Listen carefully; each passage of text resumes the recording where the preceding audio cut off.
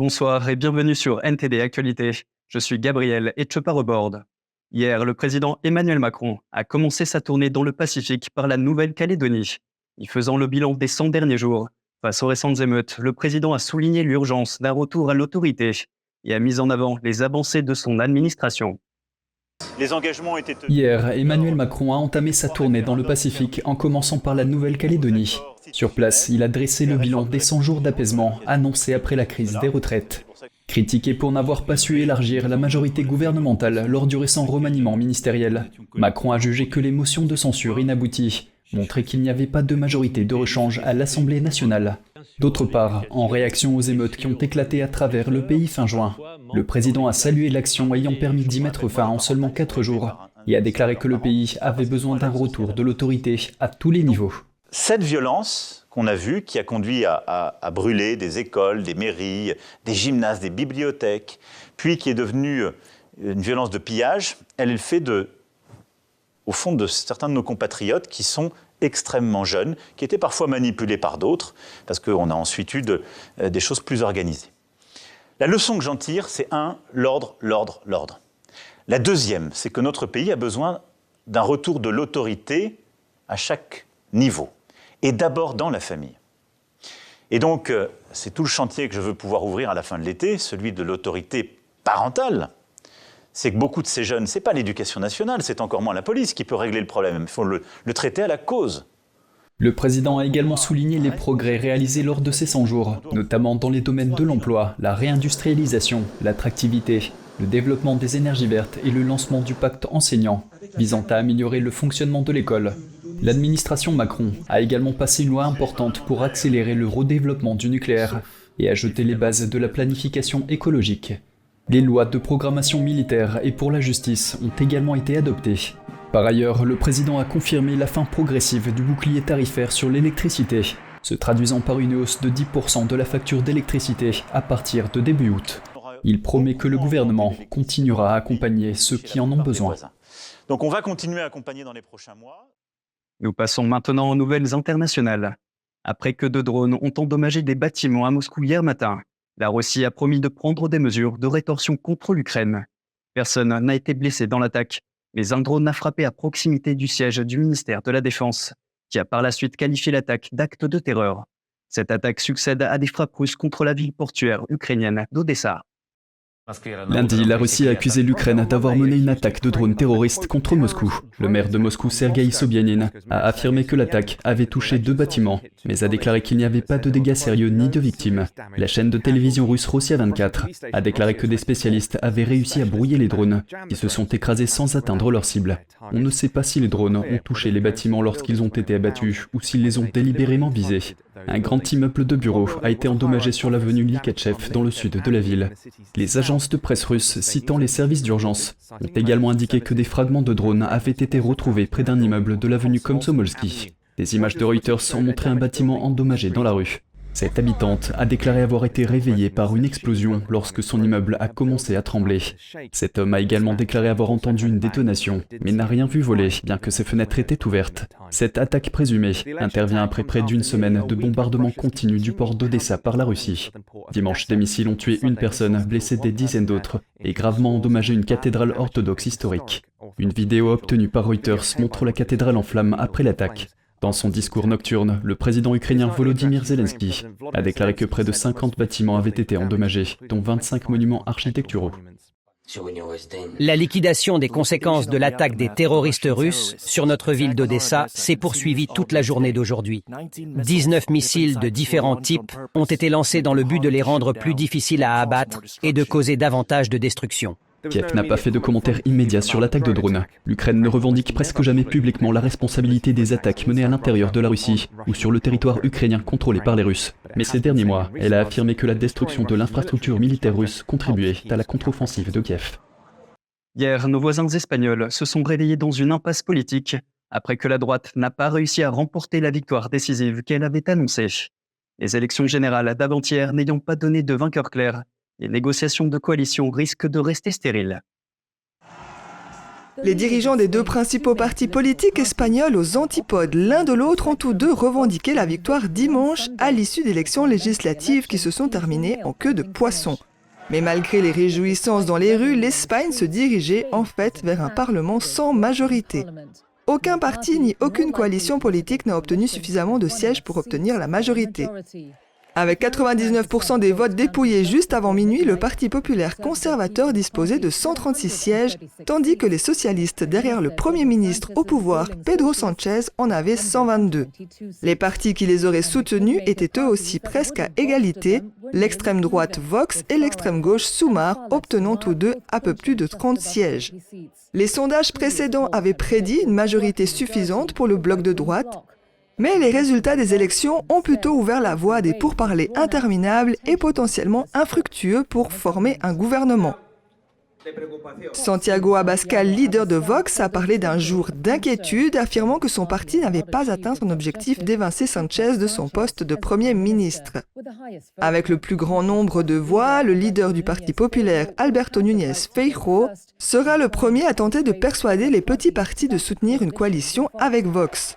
Le Premier ministre Sánchez dispose de plus d'options pour les négociations, mais il aura probablement du mal à réunir une majorité car ses alliés potentiels lui demanderont des concessions en échange de leur soutien.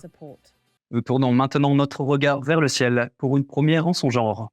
L'Agence spatiale européenne a annoncé qu'elle allait tenter une rentrée assistée pour l'un de ses satellites désormais obsolète. L'engin spatial est déjà en train de se rapprocher de la Terre et devrait atterrir en catastrophe ce vendredi.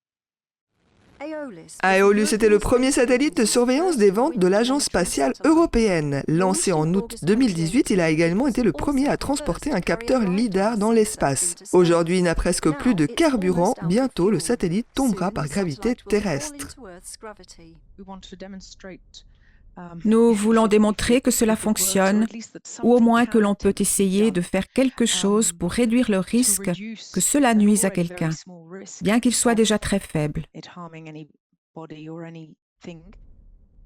Les satellites modernes sont conçus pour brûler entièrement lors de la rentrée atmosphérique ou à subir une descente contrôlée. La conception d'Aeolus étant plus ancienne, les autorités ont décidé d'utiliser le reste de son carburant pour le diriger vers la Terre. Lors de cette opération, nous le faisons descendre à 250 km d'altitude, puis à 150 et enfin à 120. Il est donc clair que nous dépassons les limites pour lesquelles l'appareil a été conçu. Hier, Aeolus atteint une altitude de 270 km. À une cinquantaine de kilomètres, la majeure partie de l'engin se consumera dans l'atmosphère. Selon l'ESA, 20% au moins devraient survivre à la rentrée atmosphérique et atterrir dans l'océan Atlantique ce vendredi 28 juillet. Outre-Atlantique, le secrétaire d'État américain Antony Blinken a déclaré que les États-Unis essayaient de renforcer les lignes de communication avec la Chine afin d'éviter un conflit entre les deux superpuissances. Ce dimanche, Blinken s'est entretenu avec CNN. Il estime être important pour Washington de stabiliser ses relations avec Pékin. J'ai été très clair avec mes homologues chinois. Nous continuerons à faire et à dire des choses que la Chine n'appréciera pas, tout comme elle continuera à faire et à dire des choses que nous n'apprécierons pas. Le test pour nous est de savoir si nous pouvons gérer cette situation, nous assurer que nous maintenons ces lignes de communication, que nous continuons à parler et que nous travaillons, comme je l'ai dit, à la fois pour gérer les différences et pour voir si nous pouvons coopérer. C'est la façon dont nous abordons la question. Je pense que c'est être responsable. Et alors que la tension monte avec Pékin, hier, Taïwan a organisé son exercice annuel d'évacuation aérienne dans les villes du nord du pays. Ces exercices ont pour but de se défendre contre une éventuelle invasion de la Chine communiste. Je pense qu'une guerre pourrait vraiment se produire et quand elle se produira, la situation sera très différente de celle de l'exercice. J'ai l'impression que tout le monde fait de son mieux pour s'adapter, alors je ne sais pas ce qui se passerait si la guerre se produisait vraiment. Alors que les sirènes retentissaient, les villes, la capitale Taipei inclus, ont été fermées pendant une demi-heure. La police a demandé aux passants et aux voitures de s'abriter au bord des routes. Les habitants ont été invités à rester à l'intérieur. Une série d'exercices militaires se dérouleront cette semaine dans tout Taïwan, dans le cadre d'un exercice militaire annuel. Quelques jours avant l'événement, la Chine a envoyé près de 40 avions de guerre en direction de l'île. Pékin affirme que Taïwan est une province sécessionniste et a menacé d'annexer l'île par la force. Et ce, bien que la Chine communiste n'ait jamais gouverné l'île démocratique.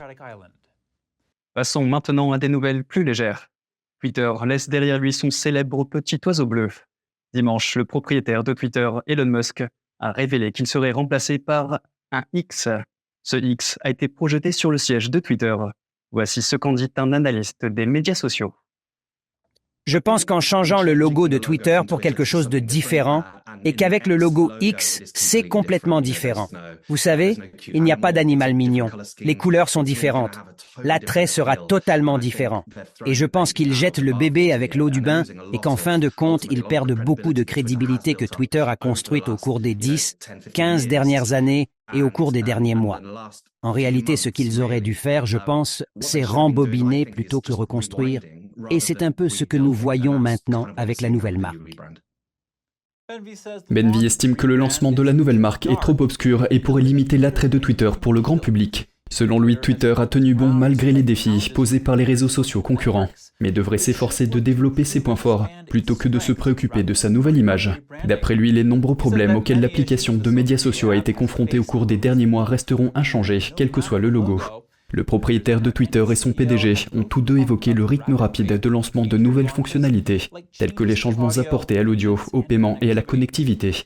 Le changement de logo semble avoir pour but d'aligner l'entreprise sur les autres projets de Musk, tels que SpaceX. Pour terminer, faisons un tour en haute mer. Un phénomène étrange a déconcerté les scientifiques et les capitaines de navires. Les orques ont été observés en train de percuter des bateaux au large des côtes de la péninsule ibérique. Regardons. Cette vidéo virale montre une orque heurtant un yacht au large des côtes espagnoles.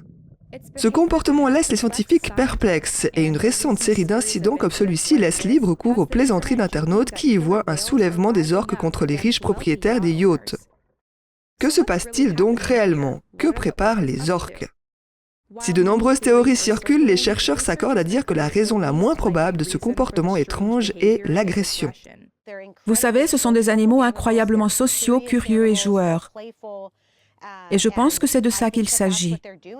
Deborah Giles est chercheuse sur les orques à l'université de Washington. Pour une raison ou une autre, peut-être une vibration ou la façon dont l'eau se déplace autour de ces parties, ils les utilisent simplement comme quelque chose à quoi s'accrocher pour faire un tour. Michael Weiss, directeur de recherche au Centre de recherche sur les baleines, a une autre théorie. Nous avons vu des orques adopter un comportement semblable à une mode, et d'autres cétacés ont des modes. Nos résidents du Sud ont une mode où ils portaient du saumon sur la tête pendant un été, et tout le monde le faisait, puis plus personne ne le faisait. Il est fort probable qu'une ou deux baleines aient commencé à le faire, et que les autres baleines les aient imitées. Mais que l'on joue ou non, les dommages subis par les bateaux sont bien réels. En mai, un voilier a dû appeler les secours après qu'un groupe d'orques a brisé son gouvernail et percé la coque du navire.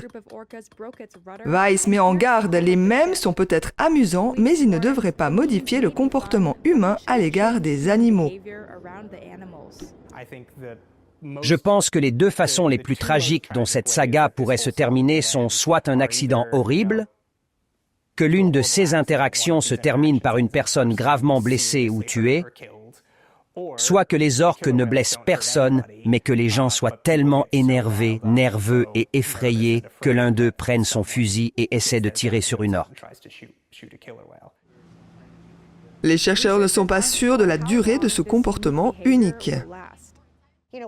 Vous savez, nous ne savons pas, nous ne saurons jamais exactement pourquoi. En tout cas, c'est le cas pour moi, j'aime que les baleines gardent leurs secrets. Et c'est ainsi que s'achève cette émission. Merci de l'avoir suivi. Vous pouvez suivre tous les programmes de NTD sur Ganji World, la plateforme 100% propre pour apprendre, partager, s'amuser ou être inspiré. Pour cela, il vous suffit de taper www.ganjiworld ou de cliquer sur le lien qui se trouve sous la vidéo. Pour le reste, rendez-vous demain à 20h pour une nouvelle édition. D'ici là, je vous souhaite à toutes et à tous, et au nom de toute l'équipe, une excellente soirée sur NTD.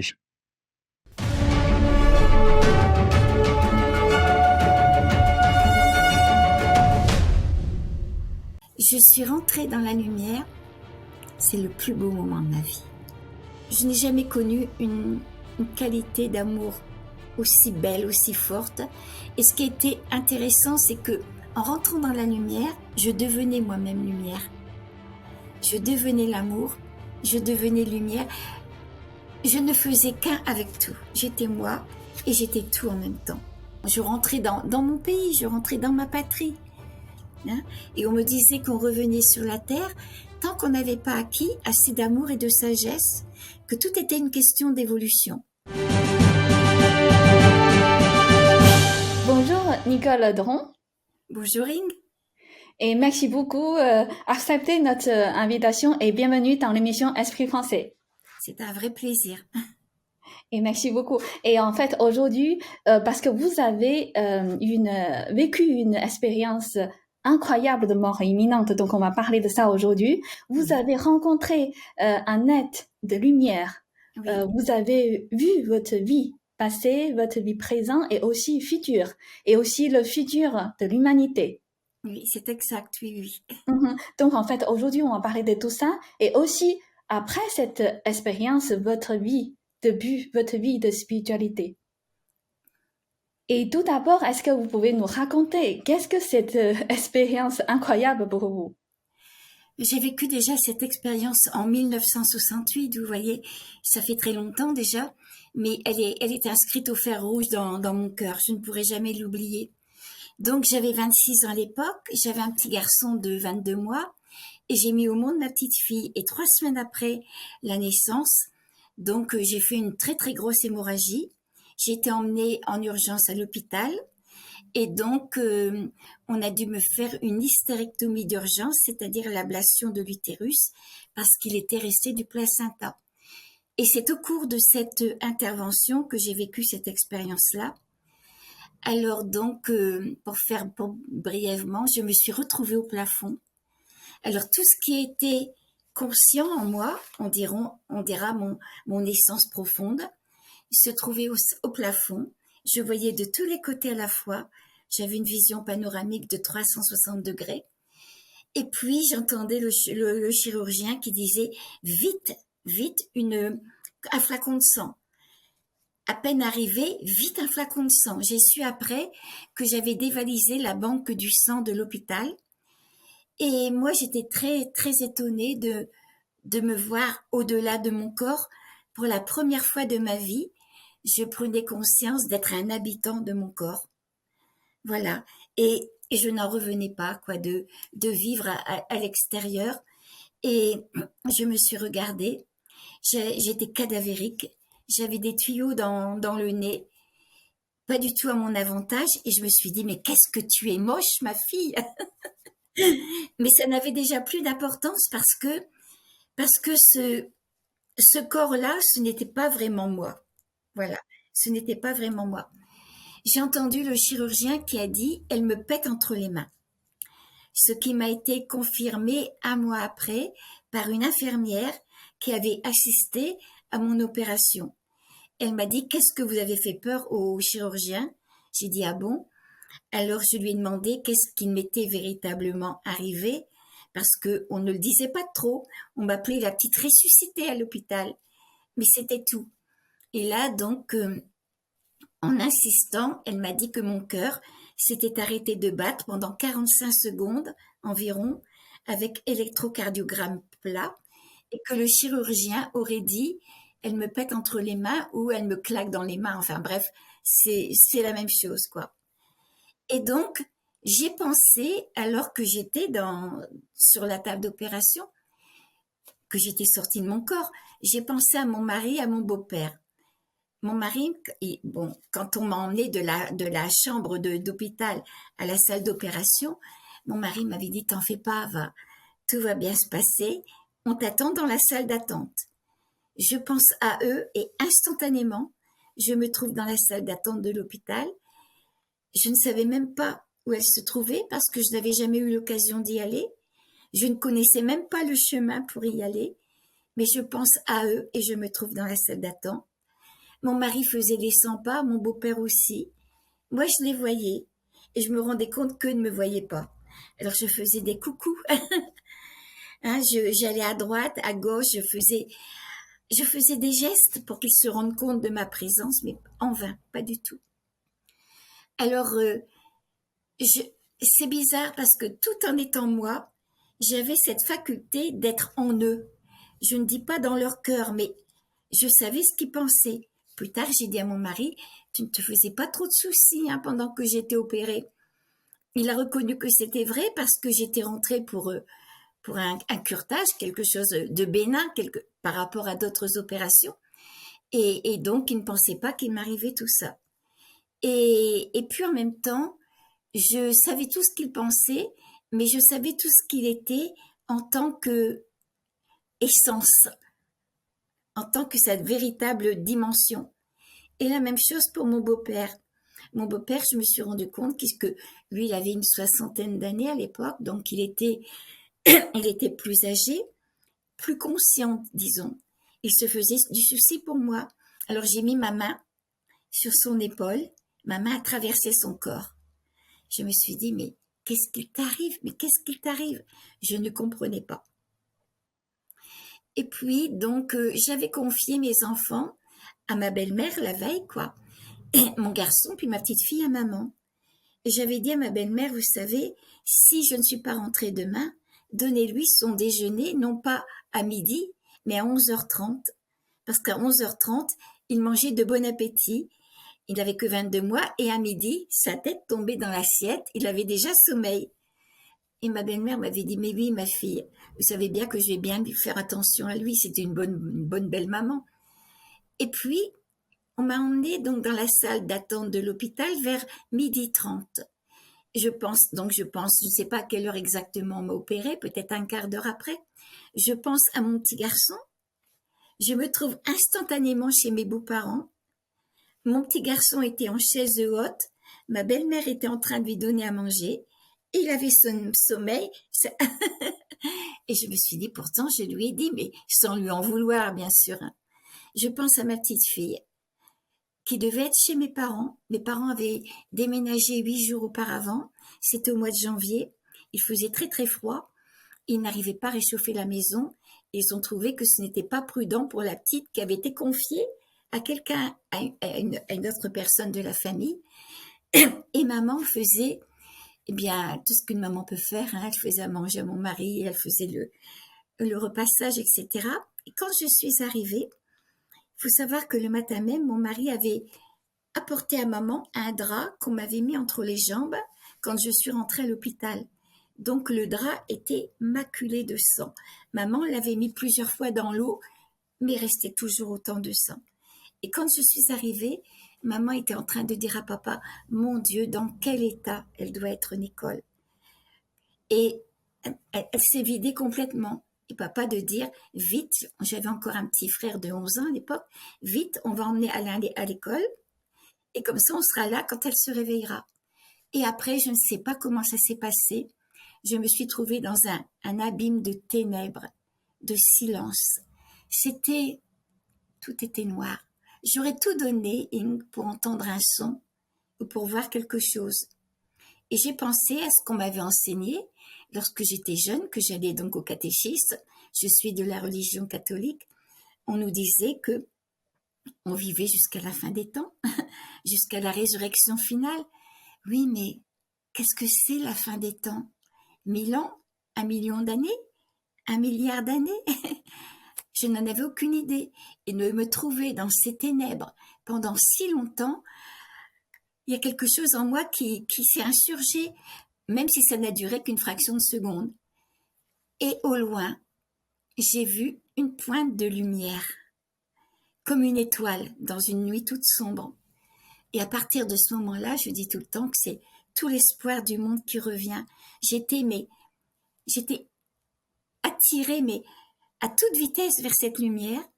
Je me rappelle que il y avait un bruit vombrissant. Je voyais des lumières encore assez violentes, tout s'est atténué. Je voyais des personnes de lumière, diaphanes.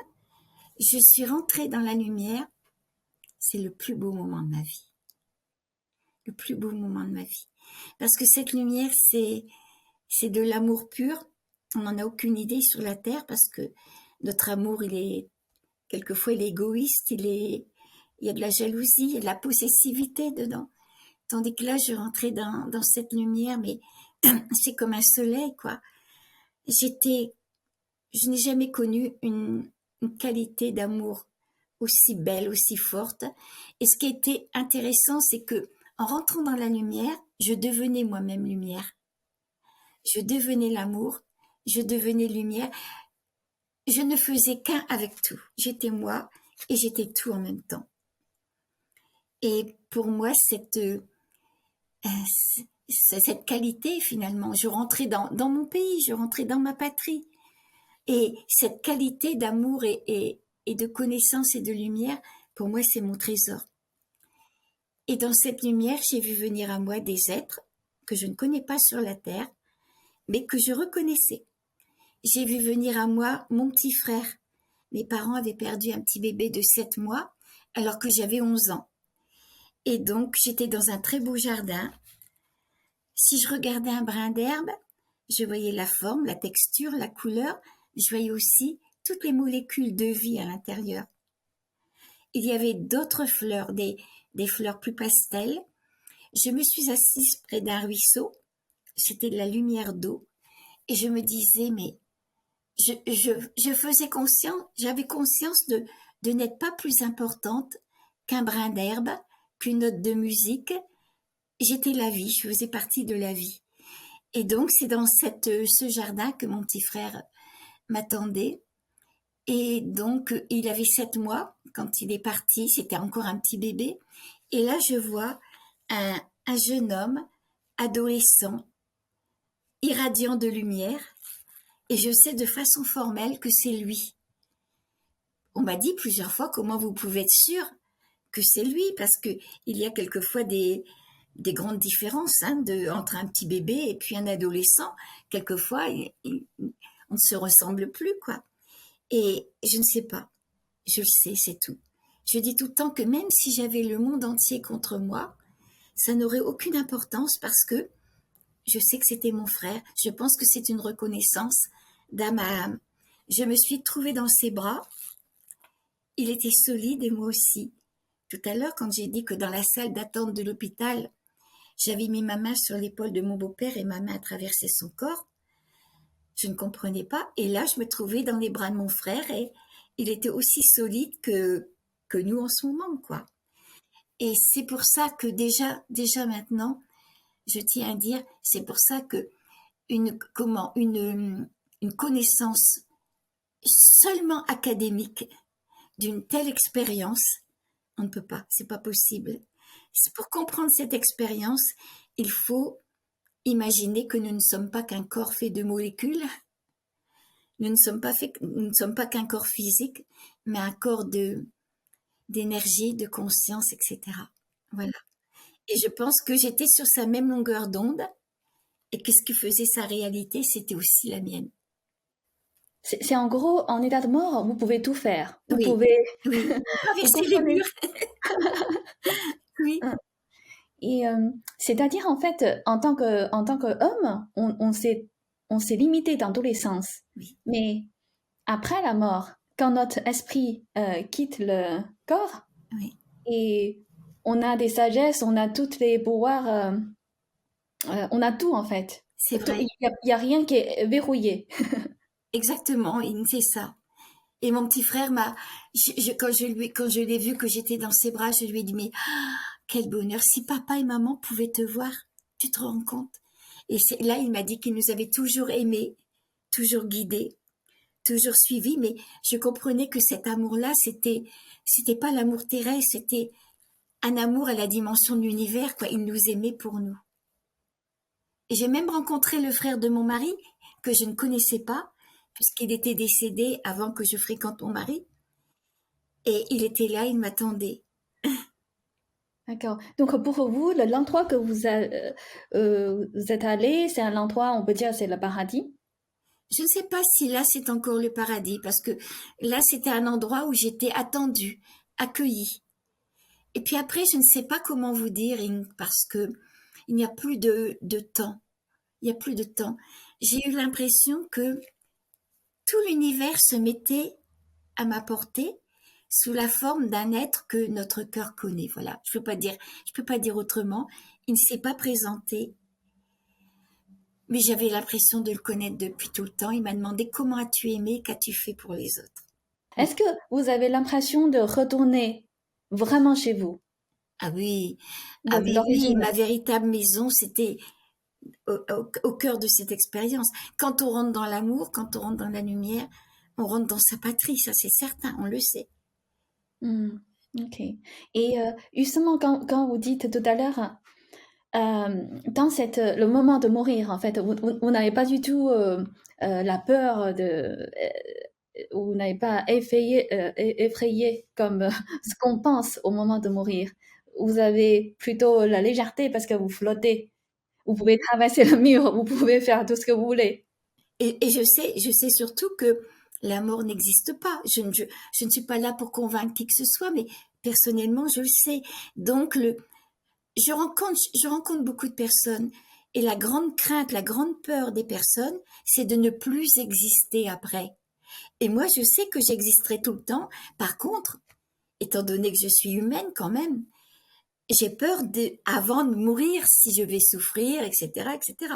Oui, mais la mort elle-même, non. D'accord. Et est-ce que pour vous, du coup, vous pouvez, à travers votre expérience, vous pouvez prouver que l'homme, c'est-à-dire l'âme existe pour l'homme. L'homme a bien une âme. Ah oui, bien sûr. Bien sûr, mais comment prouver ça? Parce que il faut le vivre. Il faut le vivre. Oui, et puis, ce qui me permet aussi de prouver, ce qui m'a permis de prouver aussi à mon mari, c'est parce qu'il m'a été montré des choses, par exemple, le passé de la Terre. Hein. J'ai fait mon bilan de vie, c'était important. On me montrait le futur de ma vie. J'ai vu, par exemple, que mes beaux-parents et ma grand-mère, qui avait sensiblement le même âge, à 3 ans près, on me montrait que quand ils partiraient, ce serait tous les 3 presque en même temps, dont 2 à 3 semaines d'intervalle, ce qui s'est passé exactement comme ça. Donc, pour moi, c'est que ce sont quand même des preuves, quoi. Ben, à la base, en fait, Oui. vous croyez la vie après la mort. Oui, je croyais comme on le croit quand on est enfant, que nos parents nous l'ont dit, que les enseignants spirituels nous le disent. J'avais ce qu'on appelle la foi du charbonnier, quoi, la croyance tout simplement. La croyance n'est pas l'expérience, hein. Et quand j'ai vécu cette expérience, je ne crois plus maintenant, je sais. D'accord. C'est tout à fait différent. Et du coup, pour vous, est-ce que notre conscience n'est plus un produit de notre cerveau? C'est quelque chose d'indépendant. Évidemment. Évidemment que notre conscience, c'est notre partie divine. Tout dépend ce qu'on entend par Dieu, évidemment. Disons que c'est la plus haute énergie spirituelle que nous ayons en nous. Donc, elle ne dépend pas du fonctionnement de notre cerveau. Voilà. Quand on est, notre conscience nous imprègne. Voilà. Et donc, c'est elle. Quand on décède, quand on part, notre corps, oui, lui, il est un amas de cellules. Bon, il va être brûlé ou il va être enterré. Mais cette conscience qui nous habitait, cette conscience, elle continue de vivre sur d'autres dimensions, mais elle continue, oui. Ok, donc quand vous dites cette conscience, c'est l'esprit de l'homme, c'est ça? Bien sûr. C'est notre esprit. Oui. Et donc, le moment quand vous avez retourné votre vraie maison dans le ciel, votre royaume céleste. Oui, exactement.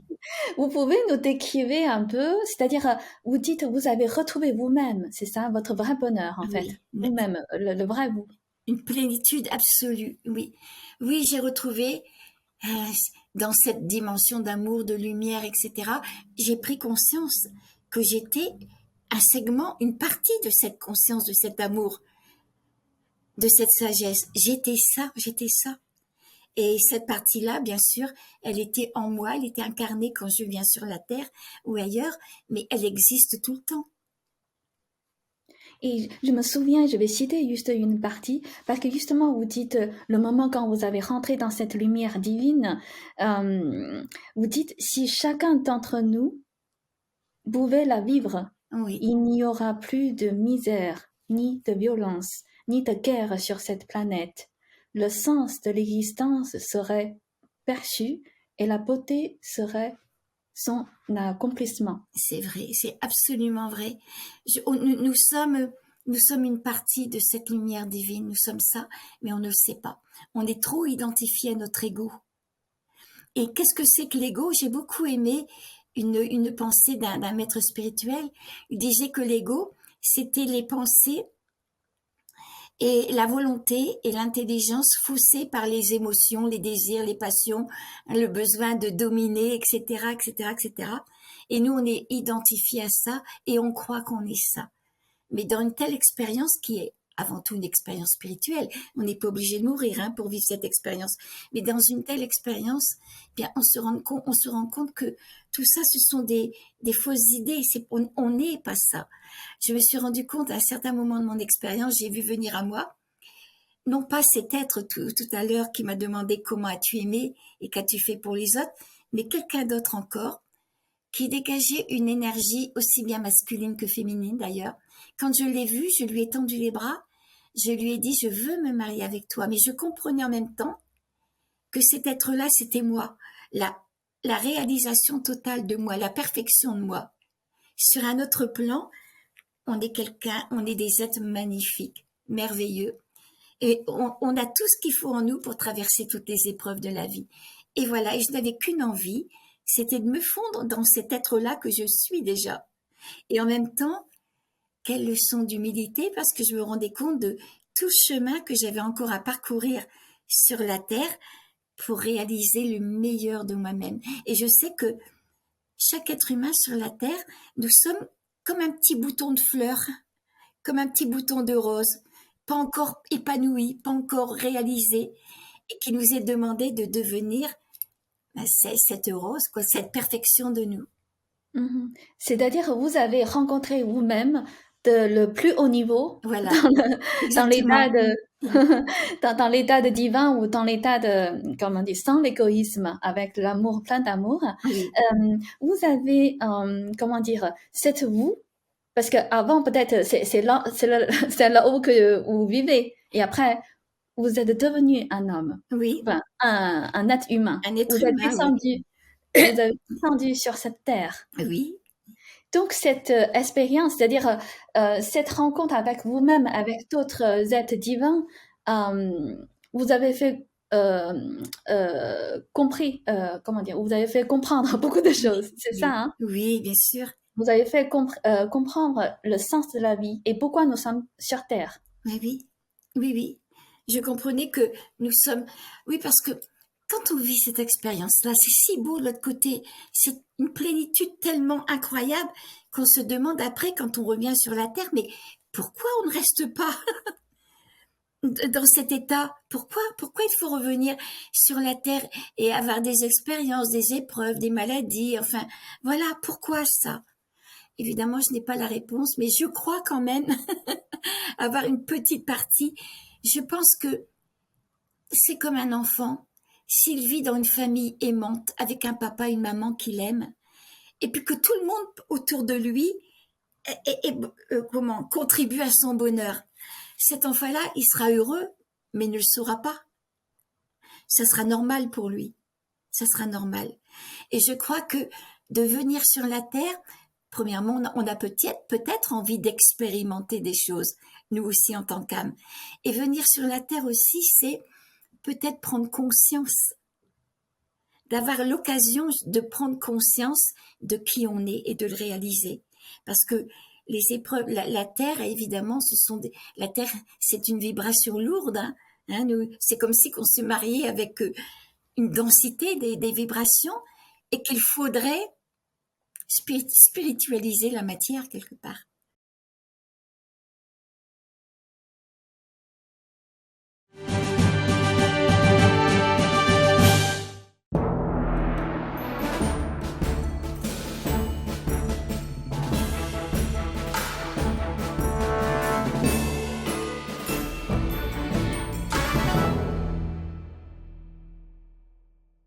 Des cyberattaques soutenues par la Chine communiste sont remarquées dans le monde entier. Certains groupes de hackers sont bien connus des autorités. Un zoom sur la véritable histoire de la création de NTD. Des sites web attaqués, des annonceurs menacés et un assistant attaché à une chaise et battu. Qu'en pensez-vous? Faites-le nous savoir ci-dessous et abonnez-vous si vous ne l'avez pas encore fait. Bienvenue dans Regard sur la Chine. De nouveaux rapports font état de cyberattaques soutenues par la Chine. Les cibles visées vont des systèmes gouvernementaux et militaires, aux groupes de médias et aux grandes entreprises. Selon les entreprises de cybersécurité et les agences de renseignement occidentales, bon nombre de ces équipes de hackers chinois bénéficient du soutien de Pékin. Certaines des équipes identifiées portent des noms tels que Storm 0558, Volt Typhoon, Backdoor Diplomacy, APT41 et APT27. Ces groupes ont été associés à toute une série de piratages soutenus par l'État, allant des centres d'infrastructures critiques à des sociétés comme Microsoft, ainsi qu'au vol de millions de dollars d'aide sociale dans le cadre de programmes liés au Covid-19. Parmi les autres entités ciblées figurent les médias, les télécommunications et les systèmes gouvernementaux au Kenya, au Japon, à Taïwan, en Corée du Sud et à Hong Kong. Des fabricants de médicaments et des entreprises technologiques allemandes ont également été visés. Pékin a nié toute implication dans ces attaques, ainsi que dans toutes les formes de piratage soutenues par l'État. Ils se sont au contraire déclarés victimes de cyberespionnage et ont qualifié Washington d'empire du piratage. Ces propos sont en grande partie contraires aux rapports occidentaux. Aujourd'hui, nous portons un sujet peu commun à votre attention, l'histoire de nos médias. Une mission qui semblait presque impossible, sans financement et avec une expérience limitée. Un groupe d'Américains d'origine chinoise s'est réuni pour créer un média afin de donner une voix aux sans-voix, victimes d'une campagne de persécution brutale en Chine. Le Parti communiste chinois s'est efforcé de le détruire, même sur le sol américain. Comment notre média partenaire, The Epoch Times, a-t-il réussi à s'imposer contre toute attente et à devenir le 4e plus grand journal des États-Unis aujourd'hui? L'histoire commence avec le fondateur de nos médias, John Tong. La semaine dernière, un membre du Congrès de Caroline du Sud, Ralph Norman, a lu l'histoire de The Epoch Times en public. Lorsque John Tang a obtenu son doctorat de physique en 1999, il n'aurait jamais imaginé qu'une vingtaine d'années plus tard, il serait à la tête du 4e plus grand journal américain en termes d'abonnement.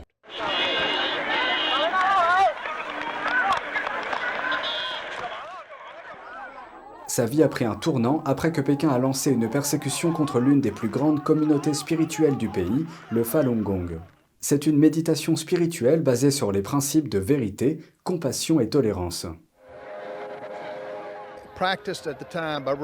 Pratiqué à l'époque par environ 1 Chinois sur 12, les gens pratiquaient ces exercices au mouvement lent le matin, dans les parcs, avant d'aller au travail.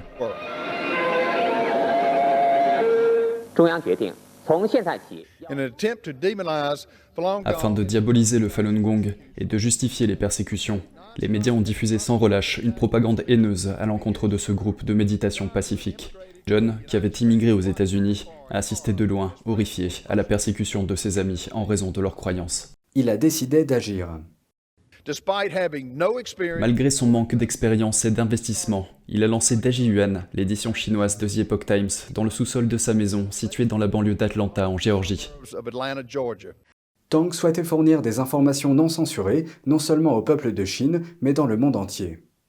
Rapidement, d'autres Américains d'origine chinoise ont quitté leur emploi bien rémunéré pour aider John dans cette entreprise qui semblait impossible. Kirk Wang, l'actuel vice-président des ventes et du marketing de The Epoch Times, était l'un d'entre eux. J'ai quitté un très bon emploi à Atlanta. À l'époque, nous n'avions pas d'argent. Je ne pouvais pas être payé. Mais j'étais convaincu que nous pourrions gagner suffisamment d'argent pour survivre un jour. Tant que je pouvais survivre, je voulais vraiment faire ce travail.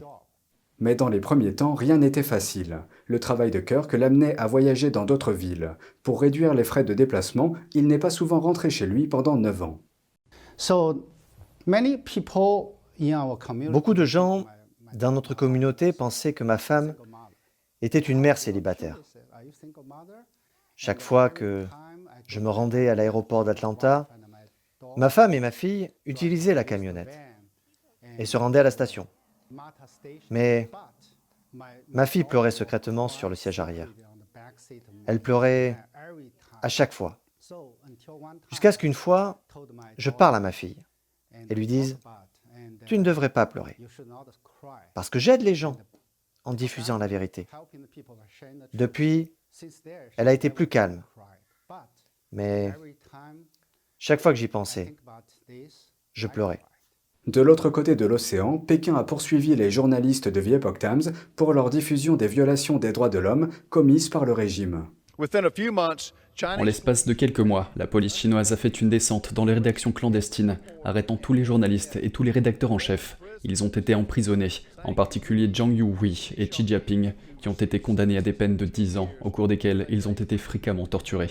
Pékin a tout fait pour faire taire Epoch Times, même sur le sol américain. Le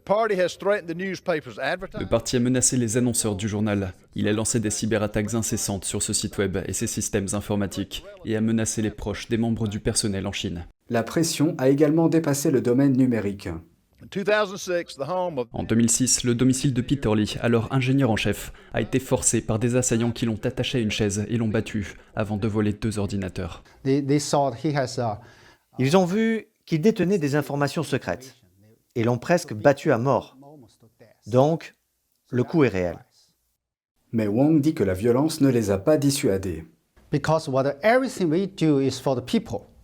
Parce que tout ce que nous faisons est pour le peuple. Nous disons la vérité. Nous n'avons rien fait de mal. Donc, je n'ai peur de rien. Vraiment. Chaque jour, nous sommes tellement passionnés. Nous voulons juste livrer la vérité aux gens. Nous voulons la vérité. L'édition chinoise est rapidement devenue un site web de premier plan sur l'actualité chinoise avec des millions de lecteurs. Son journal papier est désormais distribué dans tout le pays ainsi que dans 30 autres pays du monde. Chaque jour, des citoyens chinois franchissent le pare-feu Internet de Pékin pour lire The Epoch Times. Mais les attaques du régime chinois persistent. À Hong Kong, en 2019, les assaillants ont déclenché un incendie dans l'imprimerie du journal. En 2021, des hommes armés sont entrés dans le bâtiment et ont utilisé des masses pour briser le matériel d'impression. Mais ils ne pourront jamais gagner. La vérité l'emporte toujours. Le journal a même inspiré un mouvement que l'on peut traduire du chinois par « Quitter le Parti communiste chinois » ou PCC.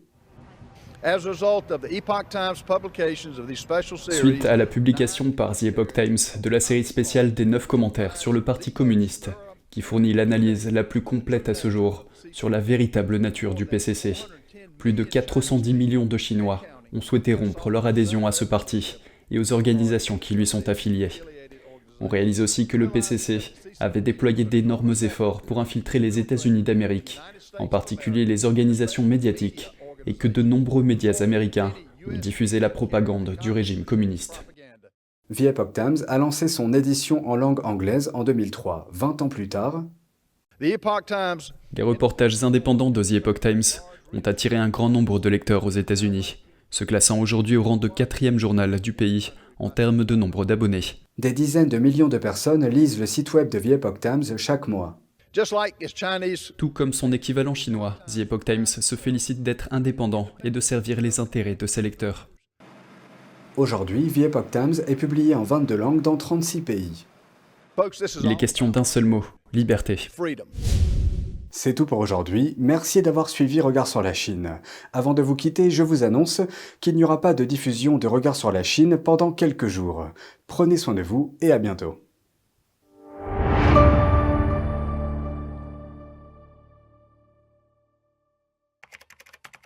Qu'est-il arrivé à ce monde dans lequel nous vivons? Pourquoi?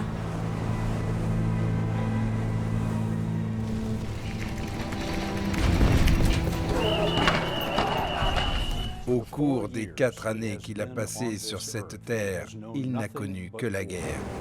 Où que j'aille, des choses que je vois, je veux juste m'en détourner.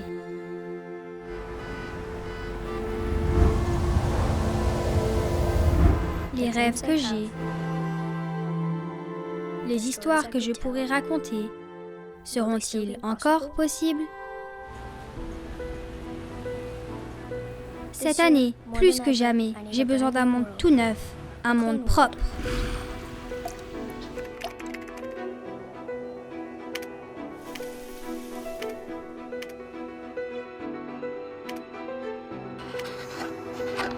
Où je pourrais m'améliorer et être inspiré.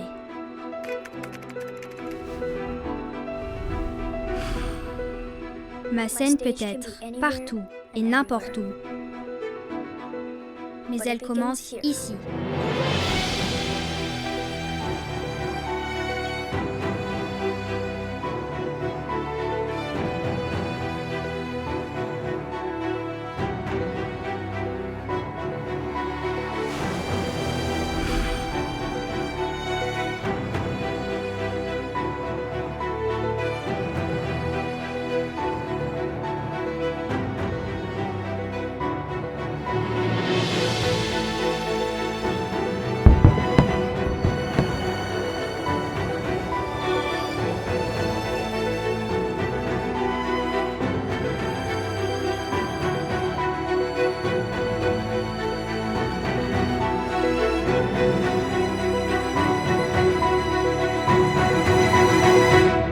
Ganging World, un monde plus lumineux.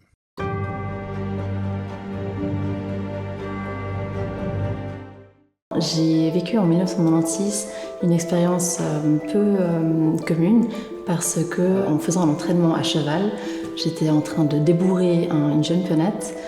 Cette penette a perdu l'équilibre et elle est tombée. Et je suis restée scotchée sur la selle comme un bon cavalier. Et au moment de l'impact, j'ai passé sous le poids du corps de la penette. Donc cette histoire m'a fait subir une double fracture du crâne, un traumatisme crânien sévère. Et j'ai été emportée dans un coma. Donc héliportée aux soins intensifs à la pédiatrie de Genève. J'ai passé 2 semaines aux soins intensifs et c'était très particulier car le moment de l'impact de l'accident, j'ai vécu une EMI, une expérience de mort imminente où j'ai vraiment quitté mon corps et je me suis baladée dans d'autres dimensions et je n'étais plus en lien avec la matière. C'est là que commence ce voyage qui a duré en temps réel 2 semaines, mais dans l'autre dimension, ça a duré probablement quelques décennies ou plusieurs siècles, je ne sais pas. Mais en tout cas, j'ai eu la chance inouïe de pouvoir rencontrer des êtres décédés, des êtres d'être en contact moi-même avec des vies passées, des vies futures. J'ai vu mes enfants, j'ai rencontré mes enfants là-bas, ils étaient adultes. Donc pour moi, il y avait une grande évidence que de toute façon, il fallait que je revienne dans mon corps, que je me réincarne pour pouvoir les mettre au monde. Le voyage là-bas était extrêmement beau parce que je flottais, j'avais plus la sensation évidemment de la pesanteur et je pouvais être omniprésente à peu près partout, à tout moment. Et c'était vraiment une expérience de flotter dans une énergie, une lumière extrêmement intense et d'être dans une bienveillance totale. Chaque être lumineux que je rencontrais avait une bienveillance totale envers moi et j'ai pu faire cette très belle rencontre avec mon créateur, comme je le mentionne dans le livre, où j'ai vraiment eu cette sensation d'être en lien avec les éléments de la nature. Le vent, un immense vent qui s'est levé soudainement, donc ça c'est pour moi l'air, une immense lumière qui s'est cristallisée au milieu de nuages, donc le feu et l'eau. Et c'est là que cette apparence a pris forme. Et je me situais moi-même sur un gratte-ciel dont je ne pouvais pas voir le fond. Donc j'avais quand même un lien avec la terre, mais j'étais entourée de ces nuages et de cette lumière hyper intense et de cet amour inconditionnel. Suite à ce voyage, le retour de Marie-Antoinette dans son corps charnel sera brutal. Elle est devenue hémiplégique, ses sens peinent à se réactiver et sa mémoire est complètement atrophiée. Des années de lutte et de thérapie seront nécessaires pour que la jeune femme récupère. Aujourd'hui, dans son ouvrage « La force du vivant », elle témoigne de la façon dont la régénération de son propre corps l'a amenée à s'intéresser à la force qui réside en toute chose et en tout être humain et à croire que notre planète Terre a les capacités intrinsèques de se régénérer. J'ai, avant mon accident déjà, eu cette conviction absolue que la vie sur Terre est un cadeau immense et que nous sommes tous interreliés. Mais cette expérience m'a apporté une ouverture encore beaucoup plus large du fait que c'est une évidence que nous devons protéger la vie sur Terre, que nous avons une responsabilité à porter. Dans un certain sens, j'ai eu cette chance de pouvoir aller faire ce voyage, mais qu'il fallait aussi que je prenne la responsabilité d'en témoigner un jour. Ça m'a pris beaucoup d'années pour pouvoir écrire parce que je ne trouvais pas le mot.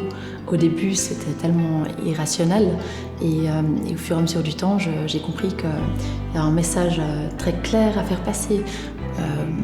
Au jour d'aujourd'hui, on s'accroche à des valeurs hyper matérialistes alors qu'en réalité, nous sommes composés de tellement de consciences différentes. Par la suite, j'ai trouvé une cause qui m'a tenue à cœur énormément, c'est de devenir lobbyiste pour sauver le vivant.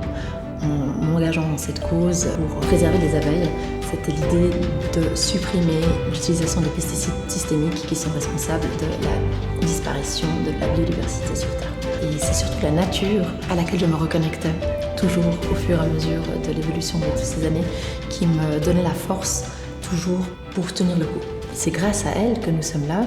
Elle est un miracle en elle-même parce que la création, c'est hyper puissant. Elle va nous survivre, ça je n'ai aucun doute là-dessus. Mais c'est à nous aujourd'hui, l'humanité, de comprendre que nous devons collaborer avec elle, que nous devons fonctionner avec elle, parce qu'on a déjà détruit massivement nos écosystèmes. Maintenant, c'est l'ère qui a commencé, durant laquelle nous devons reconstruire et régénérer. C'est une évidence totale. Je suis convaincue qu'on va y arriver parce qu'on a la capacité de le faire. On est des êtres de conscience, des êtres de lumière. C'est vraiment une grande responsabilité que nous portons. Nous sommes dans le devoir aussi de donner à nos enfants l'éducation nécessaire pour leur faire comprendre dès le départ qu'est-ce que c'est que l'existence, pourquoi nous sommes là. Je veux dire, c'est tellement important de se poser ces questions et de générer ces conversations autour de nous et de tous ensemble collectivement prendre cette responsabilité de sauver notre belle planète.